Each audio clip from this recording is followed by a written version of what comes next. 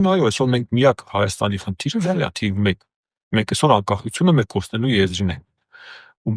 այս թեման պետք է հանրությանը, ժողովրդին, գոնե ժողովրդի ակտիվ գիտակից մասը հետաքրքրել, ոչ թե տրանսպորտի գինը ինչ եղավ, այս մանր-մունր կենցաղային հարցերը չէ, կամ ճանապարհները փակ են, լավ չեն մաքրում, լավ են մաքրում։ Հարկային փոփոխություններ եւ այլն։ Այսօր թիվ 1 խնդիրը, որ հայ ազգի առջև, Հայաստանի Հանրապետության քաղաքացու առջև կանգնացավ, դա անկախության կորուստն է։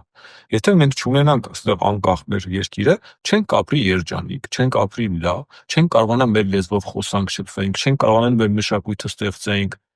Կգա ռուսը, թուրքը, անգլիացին կապ չունի ով կլինի, կասի դե անգլերեն խոսաս, դե խաչքար չանես, էս սենց անես։ Ու սենց, պիտի Թումանյան չպիտի կարդաս Շեքսպիր կամ Պուշկին պիտի կարդաս ուղերձուն սովորացնես, կամ Աթաթուրքը պիտի լինի քո հերոսը ոչ թե նժդե։ Մենք այսօր կանգնած ենք այս վտանգի, այս խնդրի առջև։ Ու այս խնդրի մասին շատ քչերն են խոսում առհասարակ։